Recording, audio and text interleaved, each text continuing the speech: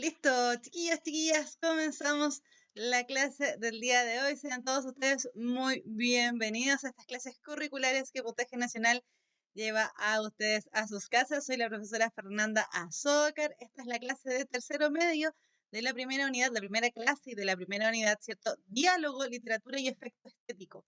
Chiquillos, no se olviden, ¿cierto?, que estamos en puntajenacional.cl, nos pueden ver a través de las plataformas, ya sea YouTube, ¿cierto?, o a través de la misma página www.puntajenacional.cl y que además también, por supuesto, nos pueden seguir en nuestro Instagram, @puntajenacional.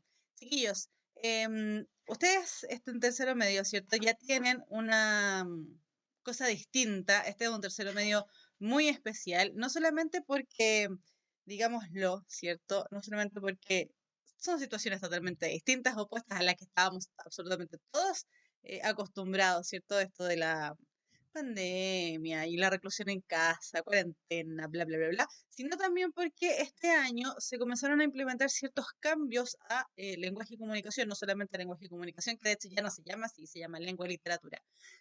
También tiene que ver con los cambios que se han realizado en los distintos ramos, ¿cierto? Ustedes a lo mejor habrán alcanzado a estar en el colegio y vivenciar estos cambios que están ocurriendo en educación.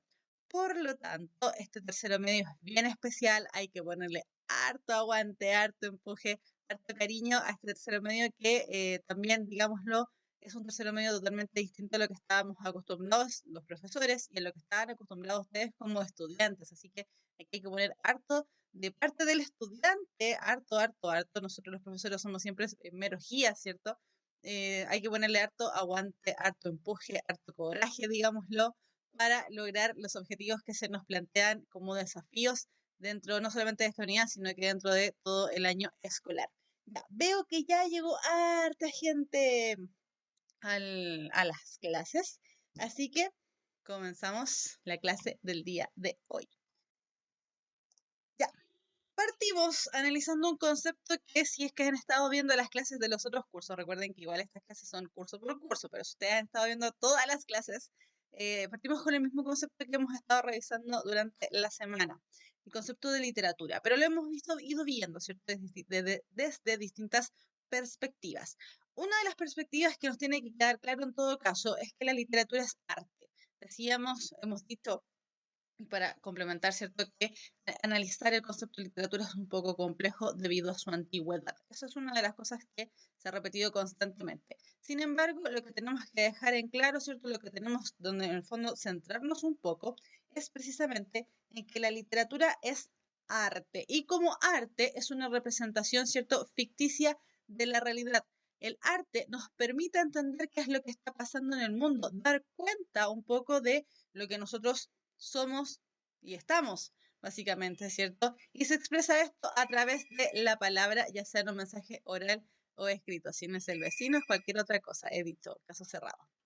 Ya, entonces, como les decía, es una representación artística, ¿cierto? Y en este caso, y en este sentido, ¿cierto?, tenemos que considerarlo un mensaje oral o un mensaje escrito. De su manera primigenia, la literatura es oral. Es decir, nace de esta manera, decíamos, nacía a través de los seres humanos que se reunían tanto en las cavernas como a través del fuego. Y también tenemos el mensaje escrito que fue posterior, ¿cierto? Una vez que ya el ser humano se fue asentando y fue siendo partícipe de las sociedades en términos de cómo fueron estipulando y cómo fueron creando su cultura. En ese sentido, tenemos entonces que dejar sentado que la literatura es arte, esto lo vamos a repetir constantemente, y como tal es, por un lado, conocimiento del mundo y de la realidad, nos da a conocer el mundo que nos rodea y también la realidad, a pesar de que el arte siempre es ficticio, y por otro lado es dominio de la ficción. Siempre el arte es ficticio, aunque nos aparezca muy real, aunque incluso hablemos de, por ejemplo, arte como la fotografía, que la fotografía es una impresión calcada de la realidad. La fotografía igual, de todas maneras, está intervenida por la intención del autor.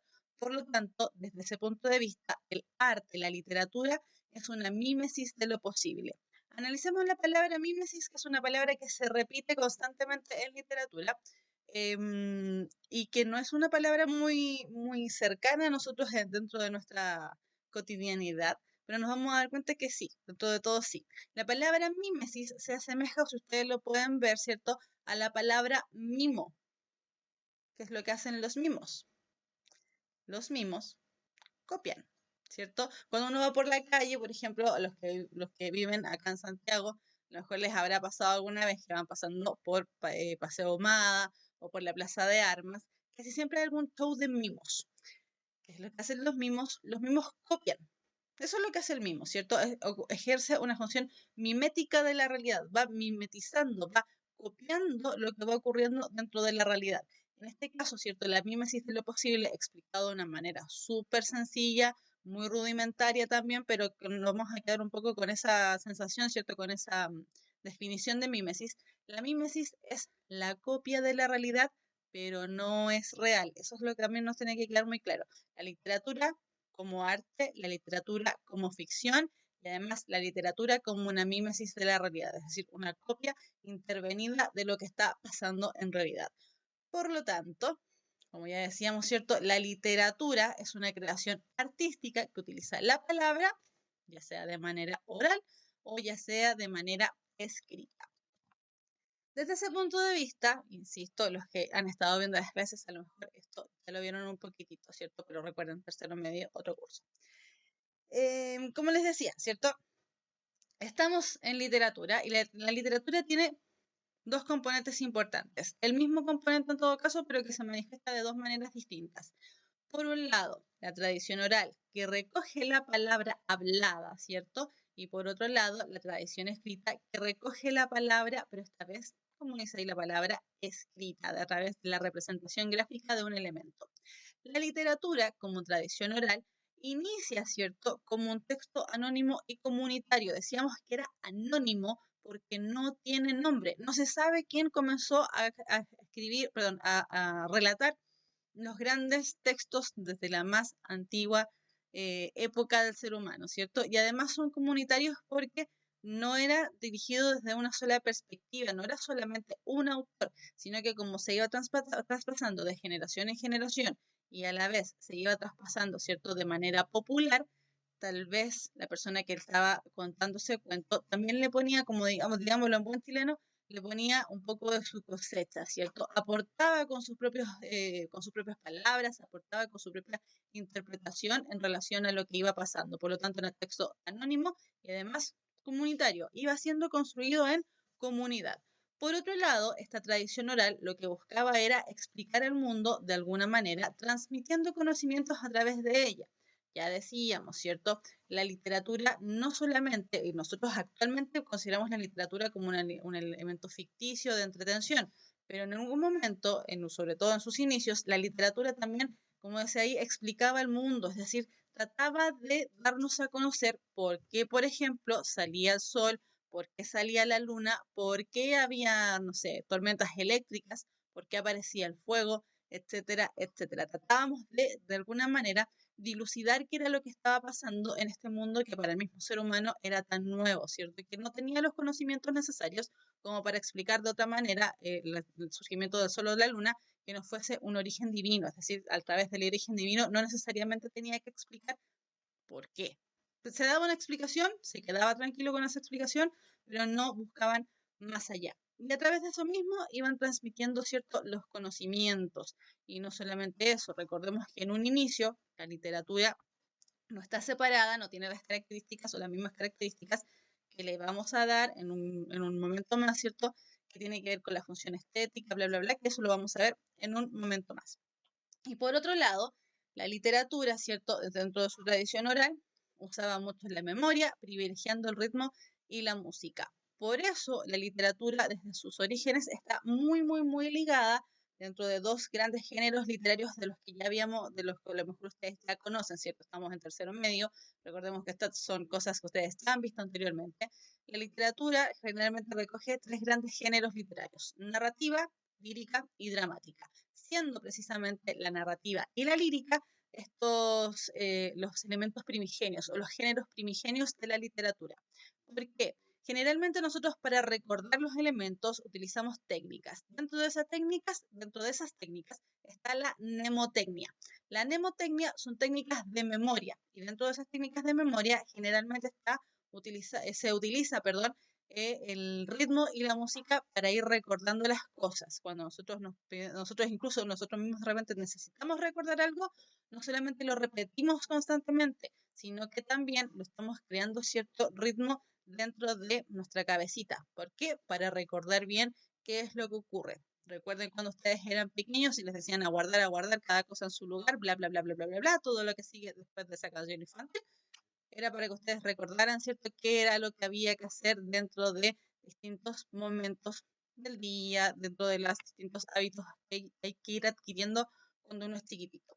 Después de esta tradición oral, nace, ¿cierto?, la tradición escrita. Ya decíamos que la tradición escrita nace una vez que las sociedades ya comienzan a formar cierta cultura un poquito más elevada, porque simplemente el acto, por ejemplo, de quemar los alimentos al fuego ya era cierta cultura, ya implicaba que el ser humano pasaba no solamente de adquirir la naturaleza, sino que también de modificar la naturaleza.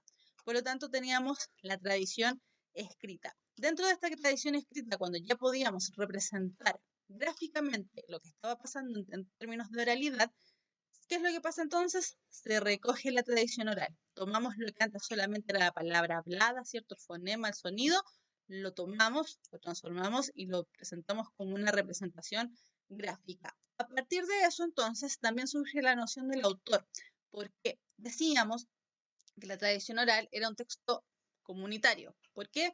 Porque decíamos que cada uno le pone un poquito de su cosecha, ¿cierto?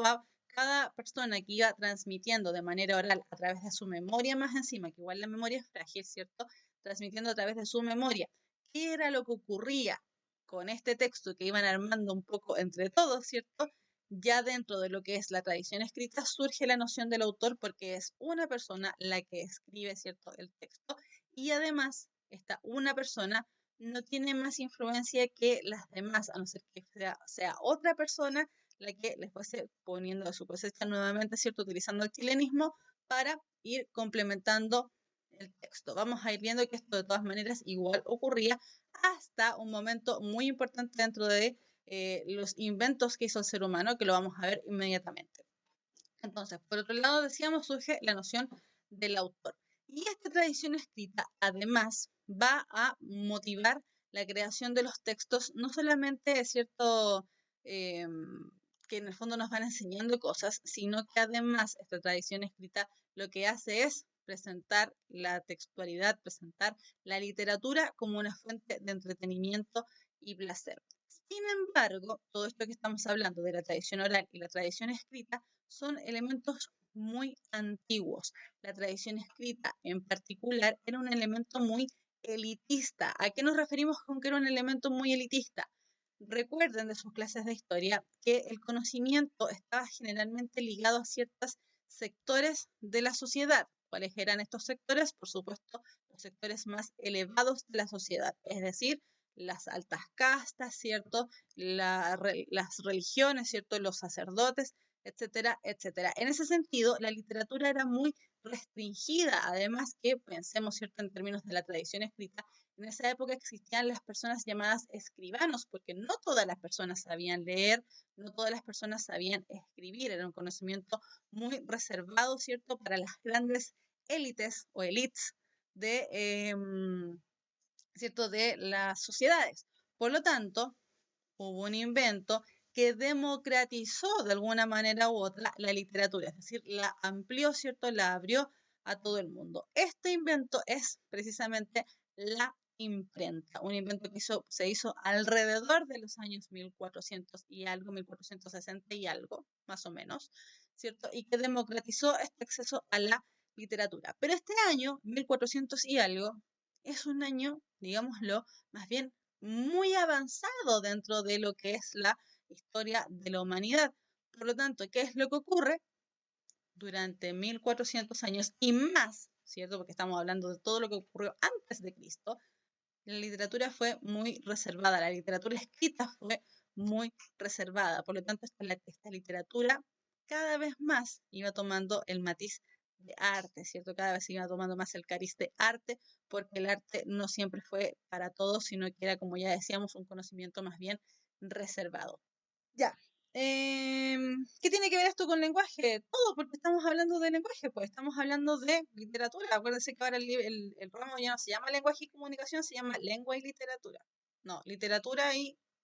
No, ya se me olvidó cómo se llama el ramo. Lo puse al principio, ya, pero tiene que ver con lenguaje. Y sería, esas son las preguntas que hay. Ya, entonces, decíamos, la literatura está muy ligado, o sea, estaba muy ligado, ¿cierto? A la palabra texto. Texto o literatura, en un inicio, ¿cierto? Era todo. ¿En qué sentido? Todo elemento escrito, de alguna manera u otra, era literatura. Ahora, nosotros actualmente hacemos separaciones entre el texto literario y el texto no literario. Por supuesto, nosotros las clases las vamos a centrar acá, en el texto literario, pero es pertinente hacer la separación, ¿cierto?, entre lo que es literario y lo que es no literario. Ya, entonces, como texto literario, ¿cierto?, para reconocer y diferenciar un texto de otro, de sus características literarias o sus características no literarias, tenemos que considerar ciertos elementos. Un texto literario, por un lado, utiliza cierto tipo de lenguaje, que en este caso es un lenguaje connotativo. El lenguaje connotativo es el lenguaje que connota específicamente. Entonces, el lenguaje connotativo es aquel que nosotros vamos analizando, que nosotros vamos interpretando. Y este ejemplo a mí siempre me gusta mucho utilizarlo cuando nosotros le decimos a alguien que es cabeza de pollo. Cuando nosotros le decimos a alguien que es cabeza de pollo, no le estamos diciendo que esa persona tiene, ¿cierto? En su cara, por ejemplo, tiene plumas, que tiene los ojos mirando hacia allá, etcétera, etcétera. No. Nosotros estamos diciendo que probablemente es una persona olvidadiza, que probablemente es una persona a lo mejor media ingenua, etcétera, etcétera. ¿Por qué? Porque el lenguaje connotativo lo que hace es relacionar la realidad con la ficción. El lenguaje connotativo lo que hace es darnos a interpretar un mensaje. Cuando a la gente le ponemos sobrenombres, por ejemplo, estamos utilizando la connotación, estamos presentando a partir de la ficcionalidad, ¿cierto? Una realidad. Estamos siendo más bien, bueno, por el lado sarcásticos, obviamente generalmente los sobrenombres son sarcásticos, pero utilizamos la connotación, damos lugar a interpretación de una realidad.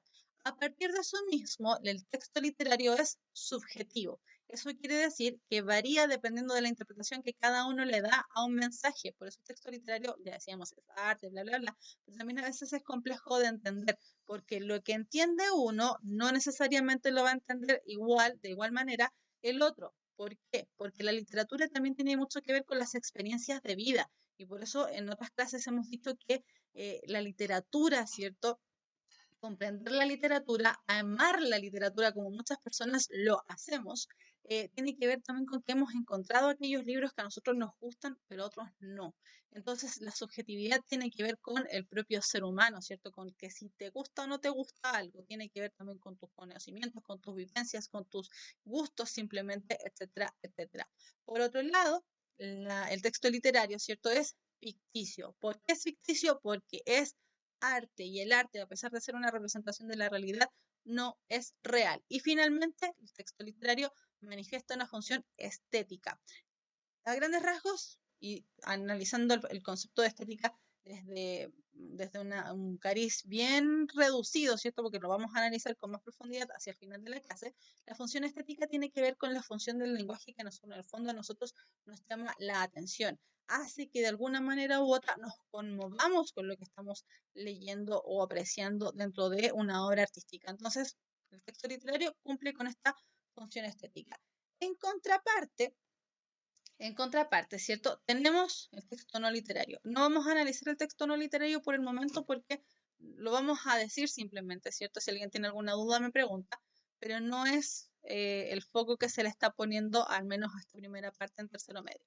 Ya, entonces, retomando, se fue el recreo. Ya, textos literarios. Decíamos que los textos literarios, al ser subjetivos, al tener todas estas características que estuvimos nombrando anteriormente, presentan la imaginación del autor, decíamos, ¿cierto? Presenta el mundo interior del autor. Y un alto uso de la retórica. Y decíamos que la retórica era el arte de hablar bien, que es un arte muy antiguo, es un arte que tiene que ver con los antiguos griegos, ¿cierto? Donde ellos, acuérdense que ellos tenían muchas características muy especiales que tal día de hoy nosotros vemos, por ejemplo, el tema de la democracia, ¿cierto? La participación en el ágora. Ellos hablaban mucho. Y ese hablar mucho no tiene que ver solamente con el arte de articular correctamente, sin expresar la situación, no, también tiene que ver con cómo nosotros hablamos, cómo nosotros manipulamos el lenguaje para obtener lo que nosotros queremos.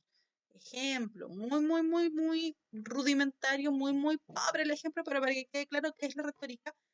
Si nosotros queremos salir, por ejemplo, si nosotros queremos salir a donde sea que queramos salir, queremos ir a una fiesta. Claramente ahora no lo podemos hacer, pero ya, queremos ir a una fiesta y le queremos pedir permiso a nuestros papás. El más rudo de los rudos le dirá, oye, voy a una fiesta, y se va. No es la idea, no está utilizando la retórica. Pero sí le utilizará la retórica que el ser humano que dice, oye papá, sabes que me ha ido súper bien en el colegio, me he portado un 7, no he peleado con ninguno de mis hermanos, hice el aseo toda la semana, también estuve cocinando y lavando la loza, soy el hijo más ejemplar del mundo, creo que me merezco un descanso. Eso es utilizar la retórica. Estamos utilizando el lenguaje a nuestro favor. Los abogados lo utilizan mucho. Ya, esta retórica, ¿cierto? Además, hace que el lenguaje literario, el texto literario, sea entretenido. ¿Por qué? Porque busca precisamente, como decimos, entretener, enganchar al lector utilizando estas funciones estéticas y como siempre, algo que tenemos que tener muy claro, tener muy claro que el texto literario como arte, como obra artística, es ficticio. Y a partir de esa ficción genera la verosimilitud. ¿Qué significa verosimilitud? Lo vamos a ver en un momento más. Ahora, ¿cómo analizamos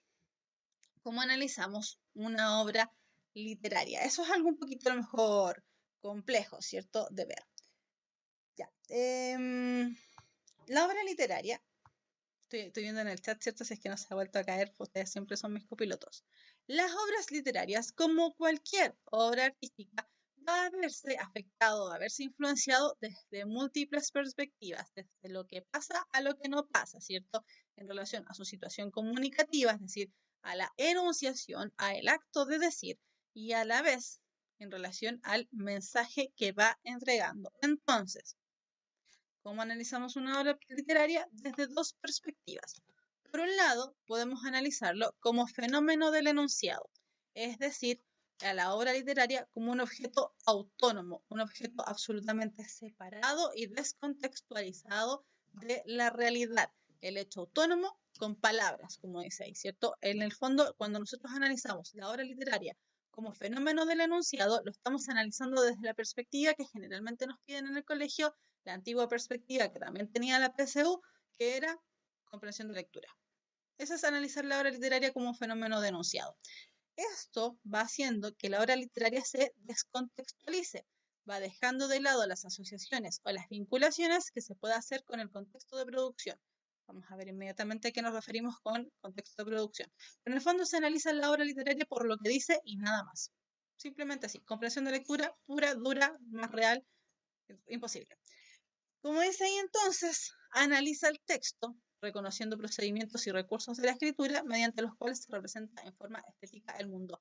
Ahora, analizar la obra literaria como un fenómeno denunciado no quiere decir, ¿cierto?, que estemos dejando de lado algo importantísimo, perdón, sí quiere decir que estamos dejando de lado algo importantísimo, pero no quiere decir que sea un mal análisis, al contrario, es un análisis muy comprensivo y acabado de la obra en profundidad, pero le falta algo aún más para hacer un buen análisis, que es el segundo análisis que vamos a ver inmediatamente. Para que quede más claro a qué nos referimos cuando analizamos la obra como fenómeno denunciado, vamos a leer un texto y vamos a ver el tipo de preguntas, por ejemplo, que se hace aquí. Si insisto, este análisis como fenómeno de enunciado es un análisis comprensivo de un texto.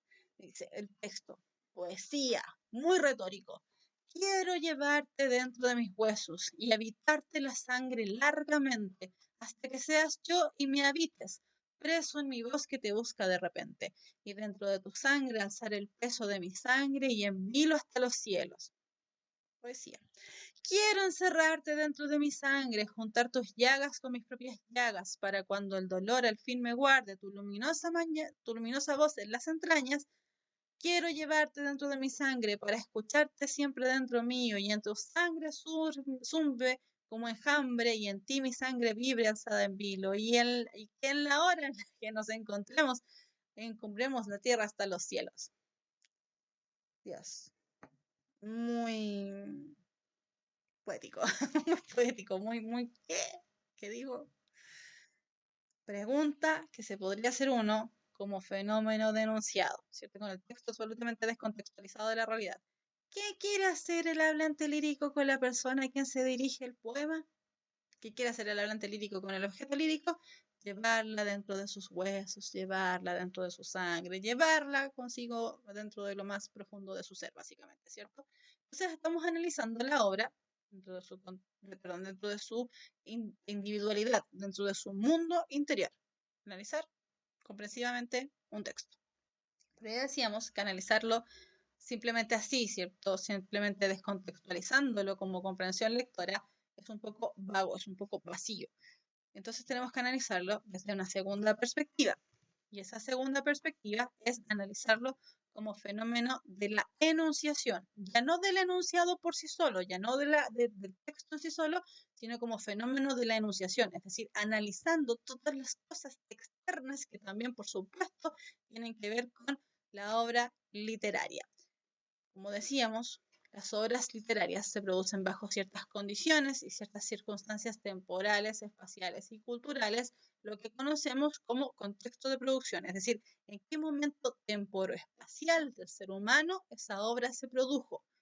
Explicar, por ejemplo, un mito, explicar un fenómeno actualmente a través de un mito, por ejemplo, no es lo adecuado porque no estamos ya en la época de los mitos, sino que estamos en la época de las verdades a través de la ciencia. Por lo tanto, en este contexto de producción, ¿cierto? Sería un poco descabellado analizar un mito, o sea, presentar un mito para responder una situación.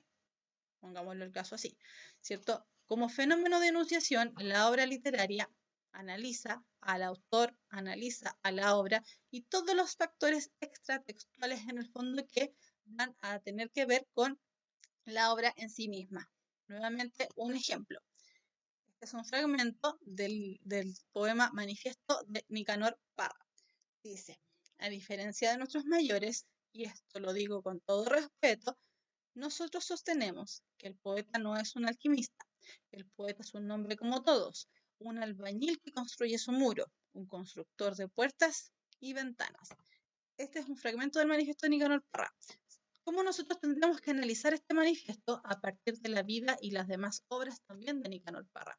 Nosotros sabemos, chilenos, espero, sepamos, ¿cierto? No alcanzo a tapar, que bueno. Nosotros espero sepamos quién era Nicanor Parra y qué gracia tiene Nicanor Parra para la poesía no solamente chilena, sino que también mundial.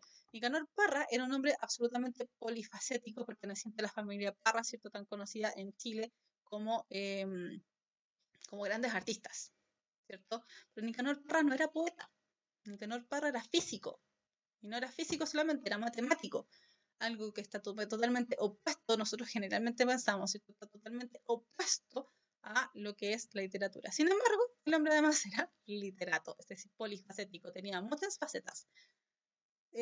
Como decíamos, él surgió de esta manera, no solamente porque su papá era docente, sino que presentaba, ¿cierto?, los saberes tal como tenían que ser, pero también tenía a su lado de la mamá, perdón, que de esa madre, ¿cierto? Que tenía una gran pasión por la música.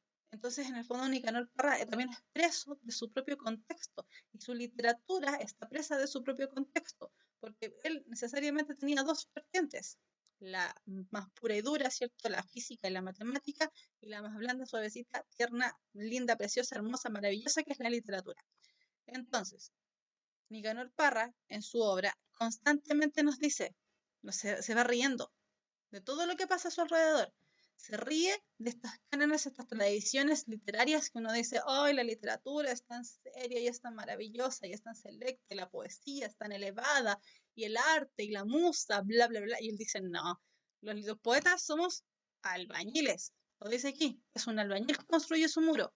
Los poetas como somos, dice él, ¿cierto? Como podríamos decir, constructores, Bob el constructor de la poesía.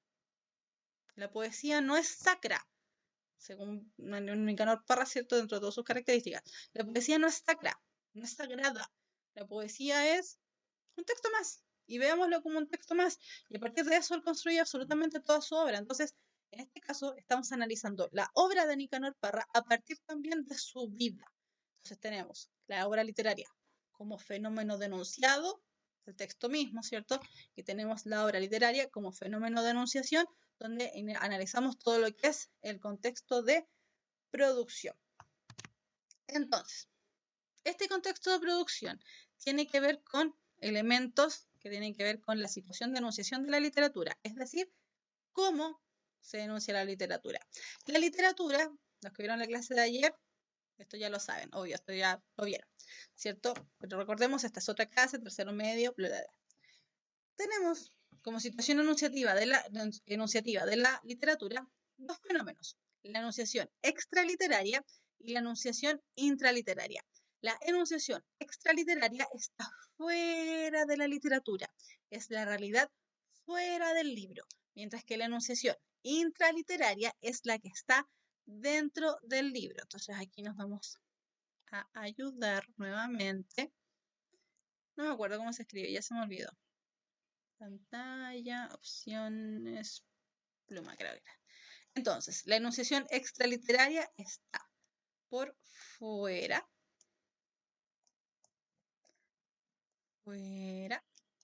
Mientras que la enunciación intraliteraria está por dentro de la literatura. O dentro del libro, digámoslo, ¿cierto? Dicho de otra manera, la enunciación extraliteraria es, como decíamos ayer, los que estuvieron ayer se acordarán, concreta. Ahora está saliendo mejor la letra, por fin. Es concreta, mientras que la enunciación intraliteraria es abstracta. ¿Qué queremos decir con esto? Mientras estoy terminando de escribir estas letras tan feas. ¿Qué queremos decir con esto? Que la enunciación o la situación enunciativa de una obra literaria tenemos que analizarlas dentro de dos perspectivas. Abstractiva, súper bien, Fernanda Zócar, maravilloso. ¿Y ahora cómo borro esto? Borrador. Abstractividad. Eso pasa porque uno trata de hacer todo al mismo tiempo, obvio, multitask, etcétera, etcétera. Abstract. Ahí sí, ya. Ya. Súper, ya. En la situación enunciativa, como decíamos, hay que verla desde dos perspectivas simultáneas, es decir, al mismo tiempo. Por un lado, la enunciación extraliteraria, lo que ocurre fuera de la obra literaria, la vida, la obra, etcétera, del autor, una persona que nosotros podemos tocar, el mundo real que también lo podemos tocar, el lector real que lo podemos ver. Y por otro lado, la enunciación intraliteraria, que es lo que ocurre dentro de la obra literaria, es abstracta, es decir, no la podemos tocar, no la podemos decir, no le podemos tocar el pelito a nadie. La enunciación extraliteraria tiene que ver con el autor, el mundo real y el lector real, es decir, personas, situaciones, elementos que nosotros podemos tocar. Al autor, que fue una persona, es o fue una persona viva, se podía tocar, ¿cierto? El mundo real, que tiene que ver con dónde se presenta ese libro, por ejemplo, la obra de Nicanor Parra, que fue editada en Chile. Chile es un país que existe, hasta donde sabemos por el momento. Y el lector real, ¿cierto? Que podemos ver nosotros una persona leyendo. Y tenemos la enunciación intraliteraria, que tiene que ver con lo que está ocurriendo dentro de esa obra literaria. El narrador, por ejemplo, en el caso de las obras narrativas, ¿cierto? El mundo ficticio que se nos presenta y el lector ideal, que es el libro a quien va dirigido, o perdón, la persona a quien va dirigido, es el libro. Todos ellos son abstractos, son posibilidades de. El narrador, ¿cierto? Es una posibilidad de, es un ente ficticio. El mundo ficticio que aparece ahí dentro, ¿cierto? Con nuestra capacidad de creerlo o no creerlo. Y el lector ideal, que tiene que ver con la persona a la que va dirigida este libro. Entonces, entre estos dos fenómenos de enunciación extraliteraria y de enunciación intraliteraria, se produce lo que se conoce como el pacto de verosimilitud, donde el ser humano real, enunciación extraliteraria, donde el ser humano real que está leyendo ese libro es capaz de creerse todas las mentiras que le pueda contar este narrador, porque se genera un fenómeno de verosimilitud. La verosimilitud tiene que ver, como ya decíamos, ¿cierto? Con lo que eso lo adelantamos un poquito hace un rato. La verosimilitud tiene que ver con con creernos la realidad, o creernos en la realidad que se nos presenta, ¿cierto? Verosimilitud. La verdad, y esa es la otra verdad, Está La Verdad y la Verdad. Los que les gustan los Simpsons entendieron la referencia. Verdad, ¿cierto? Similar. No sé si se va a alcanzar a ver. No, no se alcanza a ver porque estoy tapando la pantalla. Ahí está. Similar. Parecido a la realidad, podríamos decirlo también, pero no es real. La obra literaria siempre, siempre, siempre, siempre es ficticia. Es una mentira, básicamente. Es una mentira que nos gusta creernos porque por eso nos gusta la literatura. Ya, dicen, me pasó con la metamorfosis de Kafka. Sí, la metamorfosis de Kafka, por ejemplo, juega con nuestra realidad. Esa cosa de creernos, que los que leyeron la metamorfosis, ¿cierto? De creernos que el tipo efectivamente despierta convertido en un bicho, en una cucaracha, si no me equivoco, tenemos que creerlo.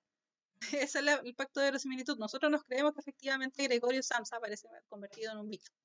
Por poner el ejemplo, ¿cierto? Que justamente estaban ahí mencionando en el chat. Entonces, claro, el pacto de verosimilitud tiene que ver con la creencia de lo que ocurre dentro de ese mundo narrado. Ya, continuamos. Entonces, y esto para ir ya afianzando el segundo concepto que tenemos que ver en la clase del día de hoy, que era la estética. La literatura cumple varias funciones dentro de la estructura, digamos, de la sociedad. ¿Para qué existe la literatura? La literatura cumple con 5 funciones bastante determinadas y las vamos a ir analizando en las clases que siguen.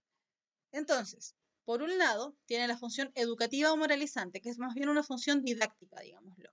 La literatura, por un lado, nos enseña, ¿cierto?, cómo ser y cómo estar en el mundo. Como dice ahí, ¿cierto?, el texto literario trata de regular los valores y las costumbres de las personas. La literatura, en ciertos momentos de la historia del ser humano, recordemos que la literatura nos acompaña desde que el hombre es hombre, la literatura dentro de algunos momentos del ser humano, por ejemplo, en la Edad Media y en el neoclasicismo, que los vamos a ver, como ya digo, en otras clases, ¿cierto? Buscaba tratar de enseñarnos cosas, buscaba tratar de decirnos, mira, esto se hace así, esto hay que hacerlo de tal manera. En el caso de la literatura griega, la literatura romana también fue así. ¿Cómo sabemos esto? Porque, por ejemplo, por eso existen las fábulas. Recordemos contenidos de cuando éramos más chiquititos, las fábulas eran estos textos que nos enseñaban nos dejaban enseñanzas, ¿cierto? Que a partir de los animalitos más encima, porque generalmente las fábulas están constituidas, los personajes son animalitos, nos enseñan cosas. ¿Qué cosas nos enseñan? Por ejemplo, la fábula de la hormiga y la cigarra. Que la hormiga trabajaba todo el verano buscando cosas para irlas guardando para el invierno y la cigarra se dedicaba a dormir. Entonces, llegado el invierno, obviamente la hormiga tenía mucha comida, mientras que la cigarra no tenía nada porque se dedicó a dormir. Entonces la cigarra la molestaba a la hormiga y le decía, ya, pues dame comida. Y la hormiga le decía, no, no te voy a dar porque yo ya trabajé y ahora quiero descansar. ¿Qué sacábamos en conclusión de ese texto? Básicamente que tenemos siempre que estar guardando, ¿cierto? Siempre tenemos que estar cuidando lo que nosotros tenemos, bla, bla, bla, bla. Todas esas cosas que nos van enseñando entonces la literatura. A los niños también generalmente se les enseña de esa manera. Por otro lado, tenemos la función cognoscitiva. Qué palabra más difícil. Cognoscitiva. Es como francés, cognoscitiva. Tiene que ver con cognoscere, con el conocimiento, con el conocimiento. La literatura, por otro lado, es conocimiento, como ya decíamos, está ligado directamente a la educación, a la función educativa moralizante. El texto literario intenta entregar conocimiento de la realidad en la que nos sitúa, ¿cierto? Nos intenta enseñar qué es lo que está pasando en el mundo, qué es lo que está pasando, porque, por ejemplo, por qué estamos ahora como estamos, ¿cierto? Por ejemplo, aparecen ciertas corrientes literarias como lo es la literatura distópica, por ejemplo. La literatura distópica nos pone en escenarios sumamente apocalípticos y nos trata de enseñar por qué el ser humano llegaba a tal escenario. Bueno, actualmente estamos en un escenario absolutamente distópico, absolutamente muy raro. Todo lo que está pasando es muy raro, muy loco. Ya, tenemos también la función de crítica social.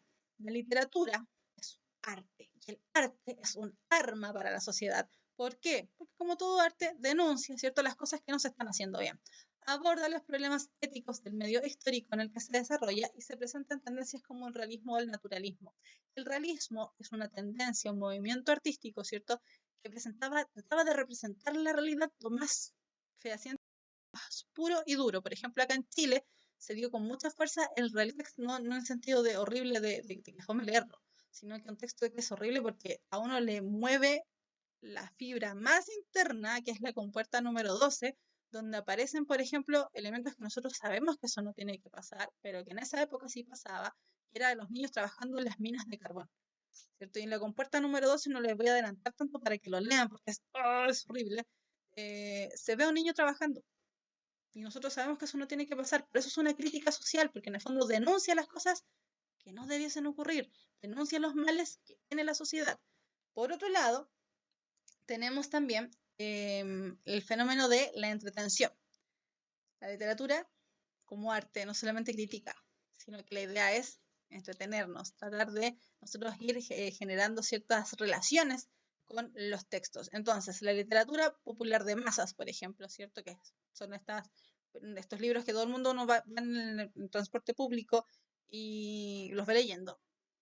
Nosotros sabemos que ese libro probablemente es entretenido por eso, ¿cierto? Son libros que más bien están hechos para no un análisis muy profundo, sino que simplemente son los conocidos como los grandes ventas o los bestsellers, ¿cierto? Como ocurrió con las sagas Crepúsculo, lo que ocurre con los libros de Isabel Allende, lo que ocurre con no sé cuántas sombras de Grey, porque no sé, son como 50 sombras, después las sombras no sé cuánto.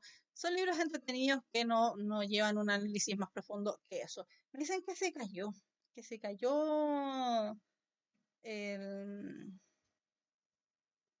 en la transmisión. ¿Me pueden decir ustedes, chiquillos, qué parte no se alcanzó a escuchar? Porque ya analizamos, ¿cierto? La función educativa moralizante, la función cognitiva, y por lo que estoy viendo, esas sí se alcanzaron a ver, ¿cierto? Pero parece que la función de la crítica social no se vio. Ah, se cayó, pero volvió al tiro. Ya, si queda alguna duda, chiquillos, con alguna de las funciones, me dicen. Pero para resumir, en la función de la crítica social, hablamos acerca de la compuerta número 12. Lean, por favor, ese cuento, no se van a demorar mucho, es un cuento corto. Pero ay, es terrible, yo insisto, ese cuento a mí me deja mal, al menos. Es muy terrible. Ya, y la última función que cumple la literatura, ¿cierto? Es una función estética. ¿Qué corresponde a la función estética, cierto? Básicamente que un texto busca promover la belleza, pero la belleza entendido desde distintas perspectivas, desde la época misma en la que estamos viviendo, y básicamente la belleza dentro de los ojos de quien la ve, básicamente. ¿Por qué? Si un texto es bonito o es feo, es un análisis muy somero acerca de lo que es la estética. La estética tiene que ver con el acto de conmovernos. La estética tiene que ver con, ¿cómo se llama? Con mover algo dentro de nosotros mismos, ya sea porque es bonito o porque es feo, pero mover algo dentro de nosotros mismos. Entonces, la estética, desde el punto de vista de la Real Academia Española, recuerden, chiquillos, esto es como un paréntesis, cada vez que ustedes desconozcan una palabra, vayan a la fuente más fidedigna, no pongan simplemente la palabra en Google. Ah, Google me dice que esta palabra significa tal cosa. No, tampoco recurran tanto a Wikipedia, porque recuerden que Wikipedia la hacemos entre todos. Por lo tanto, si buscamos algo en Wikipedia, probablemente también sea una información errada. Para buscar el significado de una palabra, lo más adecuado es buscarlo en la Real Academia Española, el diccionario de la Real Academia Española, rae.es, diccionario oficial de lengua española. Ya, entonces, decíamos, buscamos estética, ¿cierto? Nos aparecen algunas acepciones, no es que me haya equivocado, no es 1, 3, 1, 2, 3, 5, 6. Eliminé a propósito la 4. La profe no es tan mala escribiendo. No es tan mala con los números. Ya, buscamos estética, entonces, perteneciente relativo a la estética. La RAE siempre nos quiere hacer estas cosas. No sirve esa definición. Perteneciente relativo a la estética, conjunto de elementos estilísticos y temáticos. Me sigue diciendo que es perteneciente a la estética. No sirve esa descripción. Perteneciente o relativo a la percepción o apropiación de la belleza. Por ahí estamos más cercanos. Placer estético. Pero todavía no me dice qué es la estética. Disciplina que estudia la belleza y los fundamentos filosóficos del arte. Ya, por ahí ya estamos más adecuados. Es una disciplina, es decir, algo que nosotros hacemos, ¿cierto? Que es un estudio además de la belleza y los fundamentos filosóficos del arte. Es decir, la estética siempre ligado a lo que es la belleza, ¿cierto? Y aquí además dice percepción o apreciación, como nosotros lo vemos. No, perdón, eso salía en el anterior. Conjunto de elementos estilísticos, el estilo, y temáticos, el tema, que caracterizan a un determinado autor o un movimiento artístico. Y ahí ahí ya estamos cerrando un poco más lo que es la estética básicamente, ¿cierto? La estética tiene que ver con el estilo, tiene que ver con cómo nosotros utilizamos nuestro contexto a nuestro favor.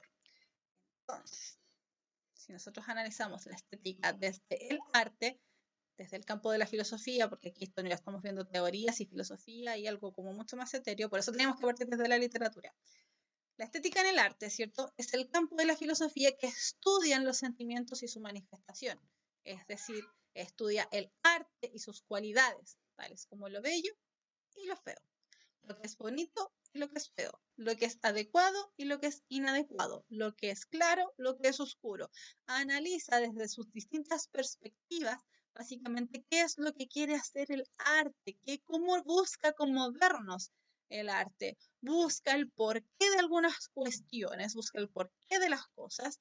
Por ejemplo, por qué algún objeto, por qué alguna pintura, por qué alguna escultura no resulta atractivo para los espectadores, o sí resulta muy atractivo para los espectadores. ¿Por qué nos gusta la televisión basura, por ejemplo? ¿Por qué nos gusta ese arte rupturista, ese arte llamativo, etcétera, etcétera? La estética en el fondo tiene que ver con movernos, con llamarnos la atención. Y fíjense con la palabra conmover, mover algo dentro de nosotros, tratar de sacarnos de nuestra zona de confort, decirlo de alguna manera, sacarnos de nuestro sitio ideal desde donde vemos y analizamos todas las cosas que nos rodean. Ejemplo de eso lo encontramos en este cuadro, ¿cierto? Espero que se vea bien, que se llama Las Meninas. Es un cuadro, sí, por lo que veo no lo alcanzo a tapar. Ya, es un cuadro del año... Oh, no lo tengo anotado, pero es del año 1700 y algo, creo. No lo noté, perdón. Soy mala con las fechas. Ya, el cuadro de las Meninas, que también se conoce como La familia de Felipe IV, de Diego de Velázquez. Este cuadro es un cuadro inmenso, súper grande, ¿cierto? Las personas que lo han visto, yo no lo he visto, así, estoy recurriendo un poco a la historia de otras personas. Las personas que lo han visto dicen que es un cuadro gigante. No he tenido la fortuna de conocerlo. Ya, pero el cuadro este de las Meninas es un cuadro súper llamativo en su estructura. ¿Por qué es un cuadro súper llamativo en su estructura? Precisamente porque fíjense que no es como el típico cuadro que nosotros analizamos. Acá atrás mío, ¿cierto? No sé si ustedes lo alcanzan a ver, hay un cuadro, y es un cuadro plano, ¿cierto? Un análisis plano del mensaje. Este cuadro tiene muchos planos, muchos enfoques, muchas perspectivas desde donde nosotros lo podemos analizar. Se llama Las Meninas porque se está refiriendo a las personas que acompañan a esta personita pequeña, ¿cierto? Del centro. Las meninas son estas mujercitas o estas personitas que aparecen aquí cercanos a la infanta Margarita. Este cuadro retrata, como decimos, la familia de Felipe IV. Sin embargo, este es un cuadro dentro del cuadro, es un metacuadro. ¿Por qué? Tenemos, fíjense aquí, fíjense lo que hay aquí y fíjense lo que hay aquí en el fondo. Si nosotros lo analizamos, Diego de Velázquez hace un cuadro selfie, podríamos decirlo. ¿Por qué? Porque él se retrata a sí mismo dentro del cuadro. Generalmente nosotros no esperamos que el pintor salga en un cuadro, pero Diego de Velázquez sale, él quería salir. Diego de Velázquez se entiende que en realidad lo que estaba pintando es lo que se puede apreciar acá en el fondo, ¿cierto? Que es la perspectiva, lo que él está viendo, que es precisamente a Felipe IV y a su esposa.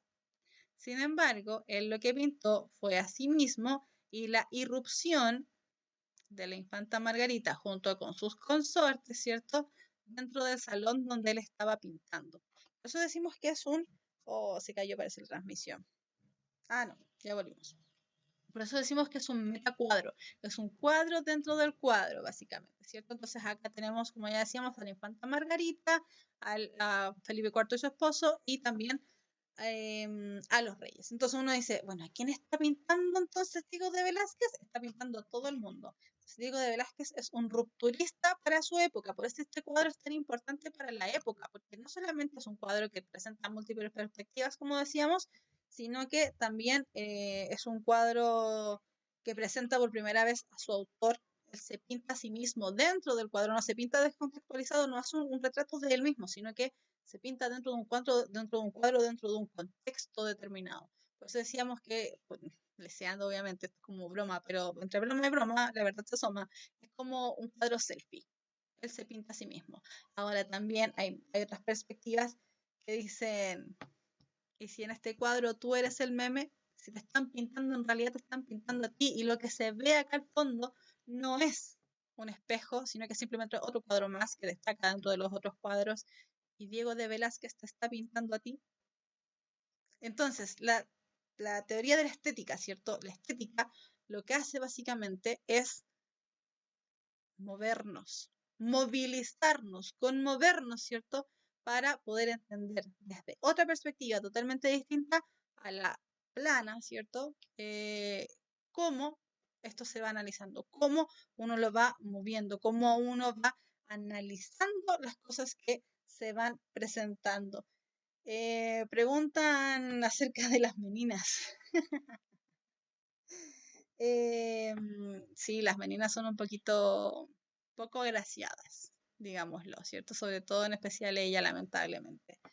Pero sí, eso se daba mucho en esa época, se daba mucho en términos de la realeza española, y no solamente española, en este caso española, pero se daba mucho en términos de la realeza porque sí, tal como ustedes dicen, son los peligros de casarse con familiares consanguíneos. Sí, eso se daba mucho. Ya, entonces, esto, por supuesto, desde la apreciación de un arte, nosotros podemos apreciar, no estar tanto leyendo, ¿cierto? Sino que decodificando más bien. Pero, evidentemente, tenemos que ceñirnos también a lo que estamos viendo, que es la literatura. Vamos a leer un texto muy famoso de Julio Cortázar, que se llama La continuidad de los parques. Voy a apreciar si es que alcanzo a tapar o no, espero que no. Sí, chuta, alcanzo a tapar un pedacito, a ver. Me voy a salir de aquí. Oh.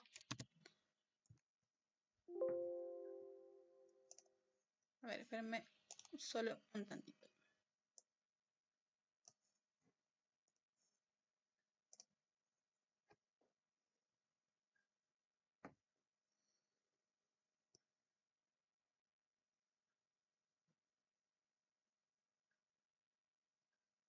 Ya, mientras estoy aprovechando de ver lo que ustedes están poniendo en el chat, ¿cierto?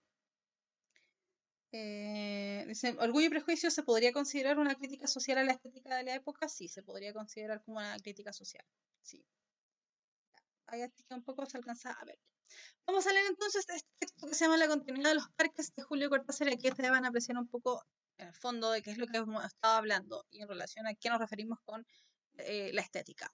Dice, había empezado a leer la novela unos días antes, la abandonó por negocios urgentes, volvió a abrirla cuando regresaba en tren a la finca, se dejaba interesar lentamente por la trama, por el dibujo de los personajes.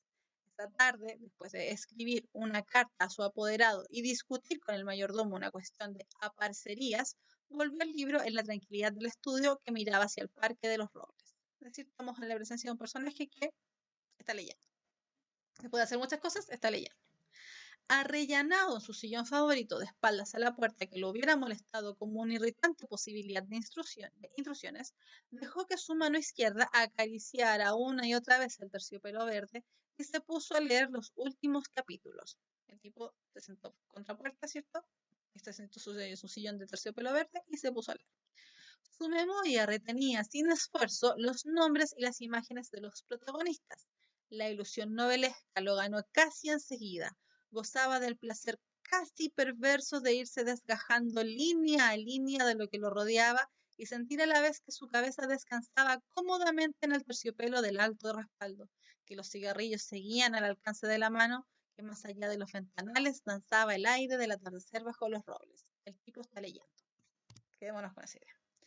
Palabra a palabra, absorbido por la sórdida disyuntiva de los héroes, dejándose ir hacia las imágenes que se concertaban y adquirían color y movimiento, fue testigo del último encuentro en la caballa del monte. Ya nos están contando de qué está leyendo. ¿Qué es lo que está leyendo?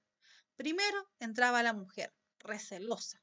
Ahora llegaba el amante, lastimada la cara por el chicotazo de una rama. Admirablemente restallaba ella la sangre con sus besos, pero él rechazaba las caricias. No había venido para repetir las ceremonias de una pasión secreta, protegida por el mundo de hojas secas y senderos furtivos. El pañal el puñal se entibiaba contra su pecho y debajo latía la libertad agazapada. Un diálogo anhelante corría por las páginas como un arroyo de serpientes y se sentía que todo estaba decidido desde siempre. Hasta esas caricias que que enredaban el cuerpo del amante como queriendo retenerlo y disuadirlo, dibujaban abominablemente la figura de otro cuerpo que era necesario destruir. Nos están contando la trama de lo que está leyendo el tipo. Nada había sido olvidado. Coartadas, azares, posibles errores. A partir de esa hora, cada instante tenía su empleo minuciosamente atribuido. El doble repaso despiadado se interrumpía apenas para que una mano acariciara una mejilla. Empezaba a anochecer. Sin mirarse, ya atados rígidamente a la tarea que los esperaba, se separaron en la puerta de la cabaña. Ella debía seguir por la senda que iba al norte. Desde la senda opuesta, él se volvió un instante para verla correr con el pelo suelto. Corrió a su vez, parapetándose en los árboles y los setos, hasta distinguir en la bruma malva del crepúsculo la alameda que llevaba a la casa. Los perros no debían ladrar y no ladraron. El mayordomo no estaría a esa hora y no estaba. Subió los 3 peldaños del porche y entró. Desde la sangre galopando en sus oídos le llegaban las palabras de la mujer. Primero una sala azul, después una galería, una escalera alfombrada. En lo alto, 2 puertas. Nadie en la primera habitación, nadie en la segunda. Taranana. La puerta del salón y entonces el puñal en la mano, la luz de los ventanales, el alto respaldo de un sillón de terciopelo verde, la cabeza del hombre en el sillón leyendo una novela. ¿Qué pasó aquí? La continuidad de los parques de Julio Cortázar es un texto dentro de un texto, un metatexto. ¿Por qué? Si se fijaron, ¿cierto? Teníamos en primera instancia al hombre que había hecho todo lo que tenía que hacer y se sentó en su sillón favorito a leer. Después tenemos de qué se trataba la lectura, ¿cierto? Que nos habla acerca de estos amantes que están muy tensos, en una situación de tensión considerable, ¿cierto? Y que están planeando el asesinato de alguien. Eso está leyendo el hombre sentado en el terciopelo verde, sentado en el sillón del terciopelo verde. Empezaba a anochecer. Ya en la tercera parte, ¿cierto? Sabemos que los amantes se separaron, que ella se iba para otro lado porque tenían que asegurar su coartada para asesinar, para hacer el asesinato, ¿cierto? Y en algún momento vamos leyendo lo que va siendo el personaje masculino de esta pareja de amantes. Nos van narrando de una manera u otra qué es lo que ocurre, ¿cierto? En una habitación. Y en esa habitación, tal como termina y concluye el cuento, tenemos a un hombre sentado en un sillón de terciopelo verde. Tenemos entonces ahí efecto estético. Tenemos entonces ahí ese elemento que uno dice, ¿what? Ese elemento que uno dice, ¿qué pasó aquí? ¿Por qué ocurre esto? ¿Por qué me hace esto Julio Cortázar? Julio Cortázar, analizando ya la obra como no solamente como fenómeno de enunciación, sino que también como fenómeno de enunciado, creo que lo dije bien, tal vez se me enredaron los dos. Ya, pero analizando la obra desde diversas perspectivas, Julio Cortázar le encantaba hacer esto. Tiene muchos textos muy similares. Recomendación, La noche boca arriba, donde uno dice, ¿qué pasó con esta lectura? ¿Qué es lo que estoy leyendo? El texto, el cuento está muy entretenido, pero uno queda con esa sensación al final de, de como decirte, ¿qué pasó aquí? ¿Qué hizo este caballero? ¿Cómo se llamaba? Cortázar. Así, ¿qué hizo este caballero? ¿Por qué me deja así?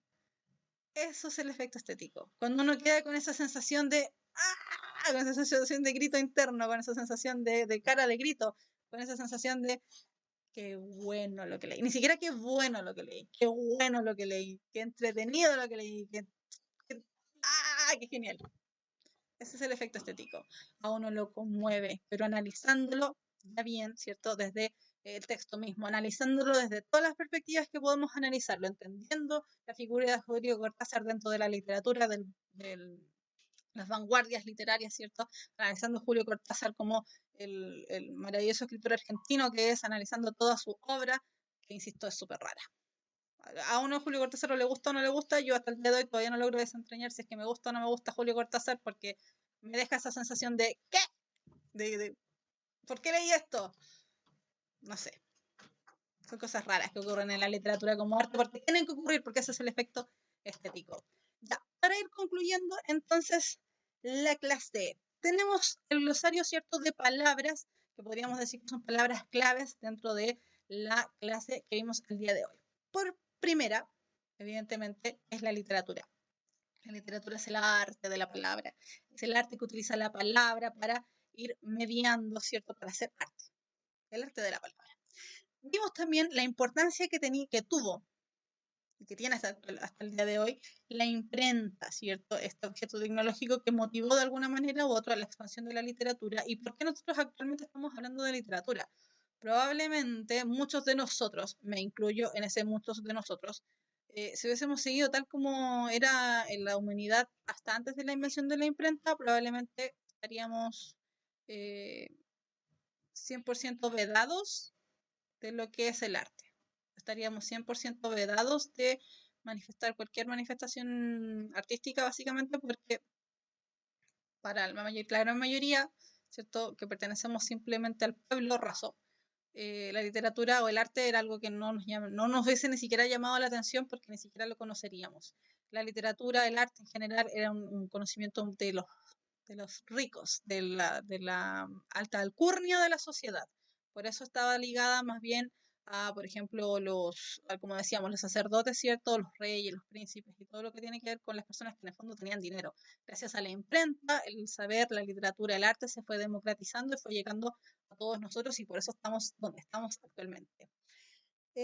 Teníamos también que hablar acerca de texto literario, ¿cierto? Relacionándolo directamente con una manifestación real, ¿cierto? De este arte de la palabra, que está ligado directamente a la literatura, como decíamos, el fenómeno de la subjetividad, lo que es subjetivo, donde decíamos que el mensaje va variando según la interpretación que le dé cada uno de nosotros, porque finalmente la subjetividad tiene que ver con nuestras propias experiencias, con nuestros propios conocimientos.